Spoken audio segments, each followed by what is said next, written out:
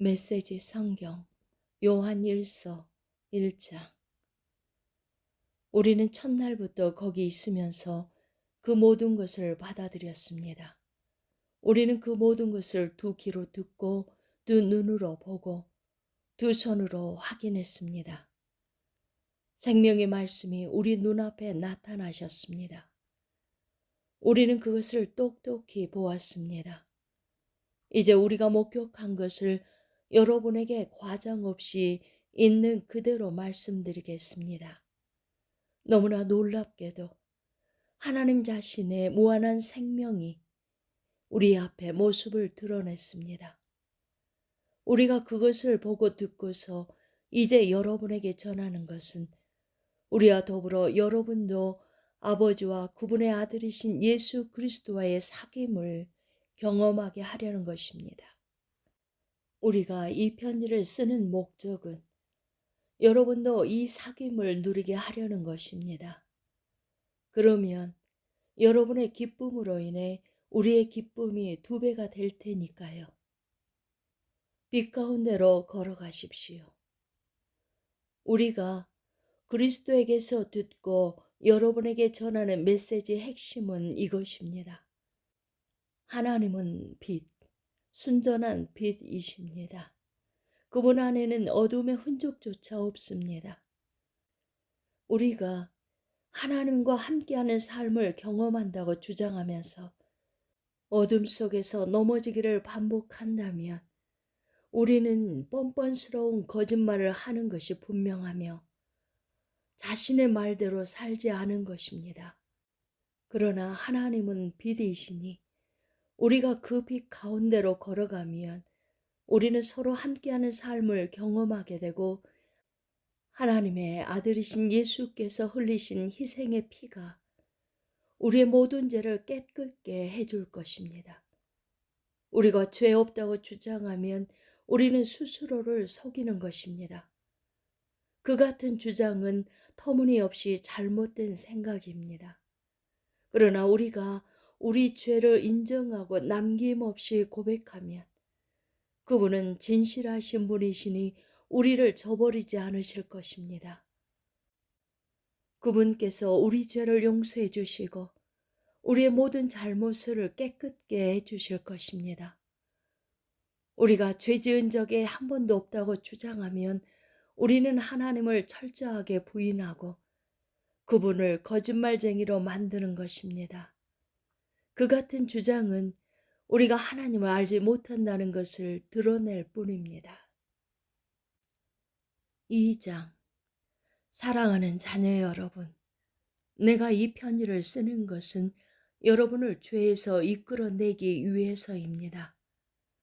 그러나 누가 죄를 짓더라도 우리에게는 아버지 앞에서 제사장이며 친구이신 분이 계시니 그분은 의로우신 예수 그리스도이십니다.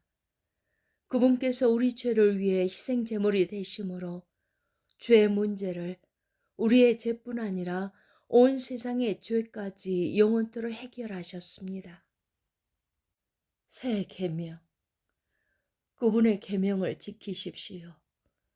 우리가 하나님을 제대로 안다고 확신할 수 있는 방법은 그것뿐입니다.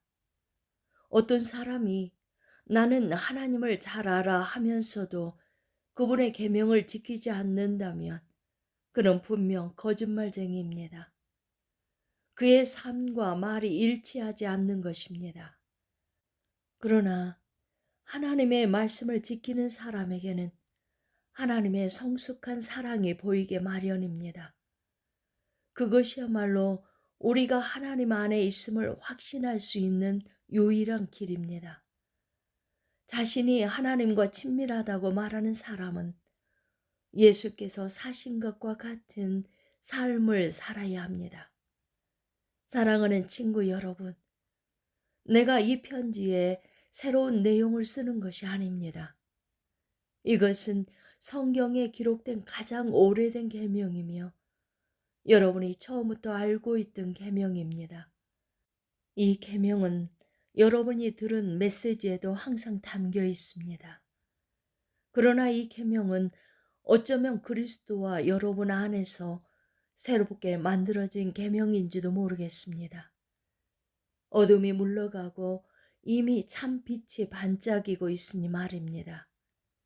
하나님의 빛 가운데 산다고 하면서 형제나 자매를 미워하는 사람은 여전히 어둠 가운데 있는 사람입니다. 형제 자매를 사랑하는 사람은 하나님의 빛 가운데 머물러 있으며 그 빛이 다른 사람들에게 비치는 것을 가로막지 않습니다. 그러나 형제 자매를 미워하는 사람은 여전히 어둠 속에 있고 어둠 속에서 넘어지며 자기가 어디로 가는지 알지 못합니다. 어둠이 그의 눈을 가렸기 때문입니다. 세상을 사랑하지 마십시오. 사랑하는 자녀 여러분, 여러분에게 이것을 일깨워 드립니다. 여러분의 죄가 예수의 이름으로 용서받았습니다. 믿음의 선배 여러분, 가장 먼저 첫 발을 내디딘 여러분은 이 모든 일을 시작하신 분을 알고 있습니다. 믿음의 후배 여러분, 여러분은 악한 자와 싸워 큰 승리를 거두었습니다. 사랑하는 자녀 여러분, 여러분에게 두 번째로 일깨워 드릴 것은 이것입니다. 여러분은 개인적인 경험을 통해 아버지를 알고 있습니다. 믿음의 선배 여러분, 여러분은 이 모든 일을 시작하신 분을 알고 있습니다. 믿음의 후배 여러분, 여러분은 참으로 활기차고 힘이 넘치군요. 하나님의 말씀이 여러분 안에 확고하게 자리 잡고 있습니다. 여러분은 하나님과의 사귐에서 힘을 얻어 악한 자와 싸워 승리를 거둘 것입니다. 세상의 방식을 사랑하지 마십시오. 세상의 것을 사랑하지 마십시오. 세상을 사랑하는 마음이 아버지를 사랑하는 마음을 밀어냅니다. 세상에서 통용되는 모든 것, 자기 마음대로 살려 하고 모든 것을 자기 뜻대로 하려 하고 잘난 체 하는 욕망은 아버지와 아무 상관이 없습니다. 그런 것은 여러분을 그분께로부터 고립시킬 뿐입니다. 세상과 세상에 멈출 줄 모르는 욕망도 다 사라지지만 하나님이 바라시는 일을 행하는 사람은 영원히 남습니다. 적그리스도의 출현. 자녀 여러분, 때가 거의 되었습니다. 여러분은 적그리스도가 출현할 것이라는 말을 들었습니다. 이제 여러분의 눈 닿는 곳 어디에나 적그리스도들이 있습니다. 이것을 보고 우리는 마지막 때가 가까웠다는 것을 압니다. 그들이 우리에게서 떠나갔지만 실제로 우리와 함께한 적은 없었습니다. 그들이 정말로 우리와 함께했다면 끝까지 우리와 함께 남아 충실했을 것입니다. 우리를 떠나감으로써 그들은 자신의 본색을 드러냈고 우리에게 속하지 않았음을 보여준 것입니다. 그러나 여러분은 우리에게 속했습니다. 거룩하신 분께서 여러분에게 기름을 부으셨고 여러분 모두가 그것을 알고 있습니다.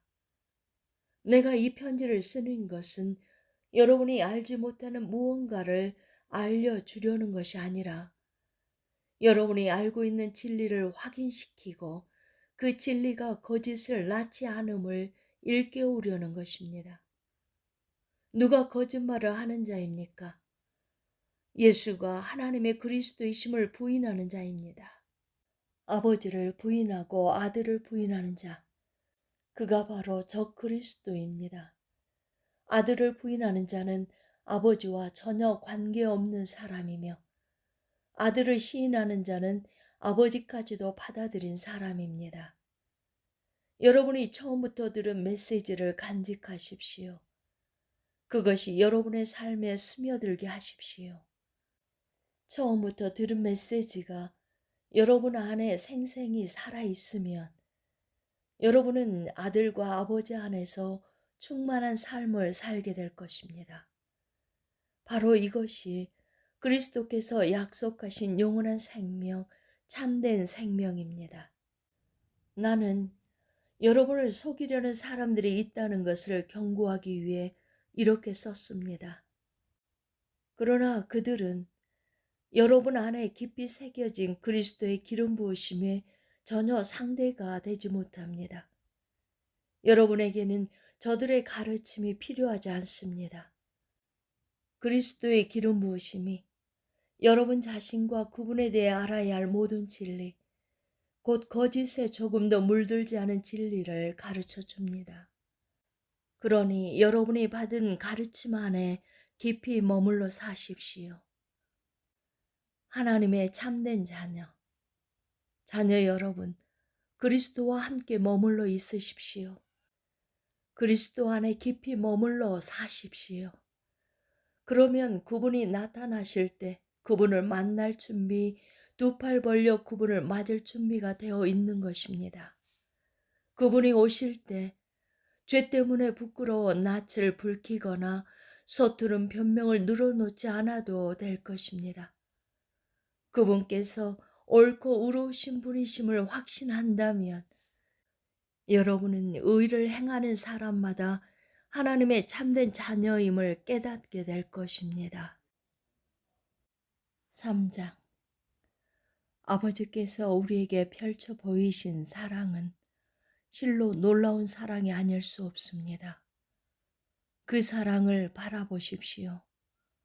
우리가 하나님의 자녀라 불리게 되었습니다. 참으로 우리는 하나님의 자녀입니다. 세상이 우리를 알아주지 않고 우리를 진지하게 대하지 않는 것은 하나님이 누구시며 그분이 무슨 일을 하시는지 세상이 알지 못하기 때문입니다. 그러나 친구 여러분, 우리는 분명히 하나님의 자녀입니다. 그것은 단지 시작일 뿐입니다. 우리의 끝이 어떻게 될지는 아무도 모릅니다. 다만 우리가 아는 것은 그리스도께서 밝히 나타나실 때 우리가 그분을 뵐 것이며 그분을 뵐 때 우리도 그분과 같이 되리라는 것입니다. 그분의 오심을 손꼽아 기다리는 우리는 순결하게 빛나는 예수의 삶을 모범으로 삼아 우리의 삶을 준비합니다. 죄악된 삶에 빠진 사람은 누구나 위험한 무법자입니다. 하나님의 질서를 어지럽히는 것은 죄입니다. 그리스도께서 죄를 없애기 위해 오셨다는 것을 여러분은 잘 알고 있습니다. 그분 안에는 죄가 없습니다. 죄는 그분께서 세우신 계획의 일부가 아닙니다. 그리스도 안에 깊이 머물며 사는 사람 가운데 습관처럼 죄를 짓는 사람은 하나도 없습니다. 습관처럼 죄를 짓는 사람은 그리스도를 제대로 보지 못했고 그분을 전혀 알지 못하는 자입니다. 그러므로 사랑하는 자녀 여러분, 누군가의 유혹을 받아서 진리에서 벗어나는 일이 없게 하십시오. 우리가 의로우신 메시아의 삶에서 본 것처럼 의를 행하는 사람이 의로운 사람입니다. 습관처럼 죄를 짓는 사람은 죄 짓는 일의 개척자인 마귀에게서 난 사람입니다. 하나님의 아들이 오신 것은 마귀의 길을 멸하시기 위해서입니다. 하나님에게서 나서 생명에 들어간 사람들은 습관처럼 죄를 짓지 않습니다. 어째서 그렇습니까? 하나님의 씨가 그들 깊은 곳에 자리하여 그들을 지금의 모습으로 만들어가기 때문입니다. 죄를 짓거나 자랑하는 것은 하나님에게서 난 사람들의 본성이 아닙니다.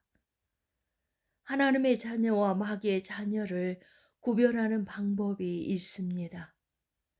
의로운 삶을 살지 않는 자는 하나님에게서 난 사람이 아닙니다. 형제나 자매를 사랑하지 않는 자도 그러합니다. 간단한 기준이 아닙니까? 서로 사랑하십시오. 이것이 우리가 처음부터 들은 메시지입니다. 우리는 악한 자와 손잡고 자기 동생을 죽인 가인처럼 되어서는 안 됩니다. 그가 왜 동생을 죽였습니까? 그는 악한 일에 깊이 빠져 있었고 그의 동생의 한 행위는 의로웠기 때문입니다. 그러니 친구 여러분, 세상이 여러분을 미워해도 놀라지 마십시오. 그런 일은 오래전부터 계속 있어 온 일입니다. 형제 자매를 사랑하면 그것으로 우리가 죽음에서 생명으로 옮겨졌다는 것을 알 수 있습니다. 사랑하지 않는 사람은 죽은 사람과 같습니다. 형제나 자매를 미워하는 사람은 살인하는 자입니다. 영원한 생명과 살인이 서로 어울리지 않는다는 것을 여러분은 잘 알고 있습니다. 그리스도께서 우리를 위해 자기 목숨을 희생하신 것을 보고 우리는 사랑을 이해하고 경험하게 되었습니다. 그러므로 우리도 자기 자신만을 위하는 것이 아니라 믿는 동료들을 위해 희생하며 살아야 합니다.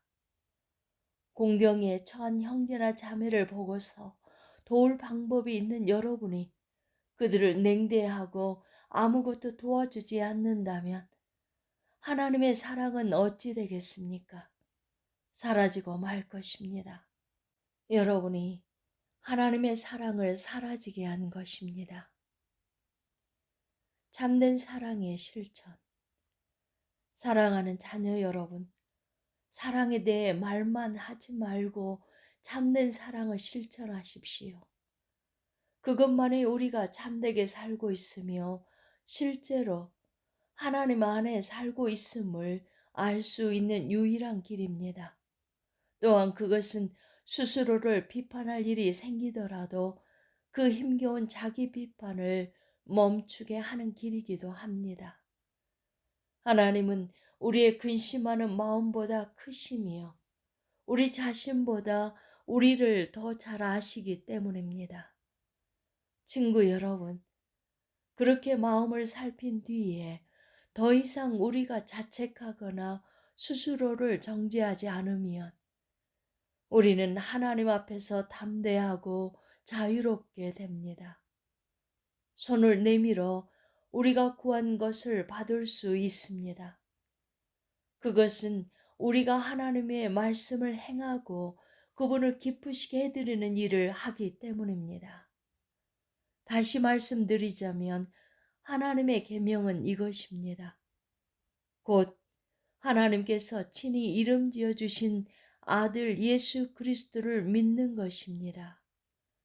그리스도께서 우리에게 말씀하신 것은 처음 받은 계명대로 서로 사랑하라는 것입니다. 우리가 그리스도의 계명을 지키면 우리는 그분 안에서 충만히 살고 그분도 우리 안에 사십니다. 이렇게 우리는 그분이 주신 성령을 힘입어 그리스도께서 우리 안에 깊이 머무르고 계심을 경험합니다.